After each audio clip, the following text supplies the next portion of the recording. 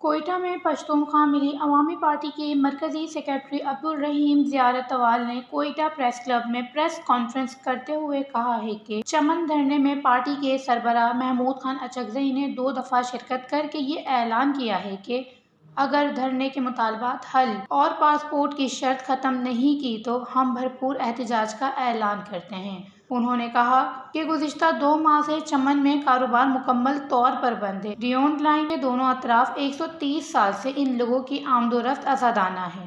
سرحد کی ایک جانب یہ لوگ رہتے ہیں اور دوسری جانب کاروبار کرتے ہیں۔ سرحدی علاقے میں پاسپورٹ کا رائج کرنا منگل میرے خیال 19 تاریخ ہے، 19 تاریخ سے جنوبی پشتونخوا کے تمام اضلاع میں مظاہرے کریں گے اور ڈی سی دفتر کے سامنے دھرنا دیں گے، اور ان دھرنوں میں جو بات ہم یہاں رکھ رہے ہیں ان کے سامنے رکھیں گے، اور چاہتے یہ ہیں کہ یہ جو ہم پہ پابندیاں ہیں، ہمارے ساتھ جو کچھ ہو رہا ہے، اس مسئلے کو حل کیا جائے، اور اگر یہ حل نہ کیا گیا اور ہماری روزی اور رزق کا مسئلہ مسلسل اجرتا رہا، پھر شاید لوگ الیکشن پہ چلے جائیں گے، الیکشن کریں گے، ہم کسی اور کام پہ لگ جائیں گے۔ تو ہماری گزارش یہ ہے کہ اس ملک کے لیے، پشتون کے لیے جو قوانین تمام ملک میں رائج ہیں، اس سے ماورا کوئی بھی قانون کسی بھی طریقے سے ہم اس کو ماننے کے لیے تیار نہیں۔ ہم مشکلات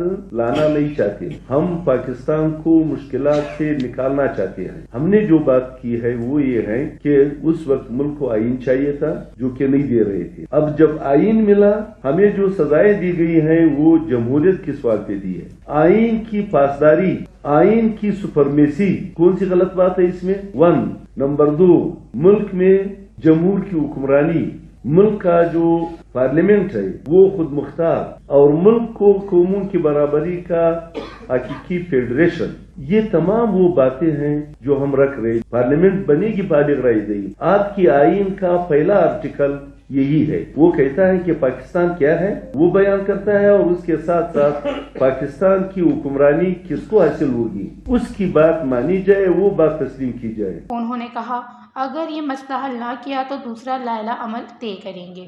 ہم پاکستان میں مشکلات پیدا نہیں کرنا چاہتے، ہمیں جمہوریت کے نام پر سزا دی جا رہی ہے۔ انہوں نے ایک سوال کے جواب میں کہا کہ الیکشن سے بائیکاٹ یا الیکشن میں جانا یہ پارٹی کا مرکزی فیصلہ ہوگا، تاہم جو لوگ مجبور ہو کر اور ان سے ایک روز کا نوالہ چھین لیا جائے تو وہ پھر سب کچھ کر سکتے ہیں۔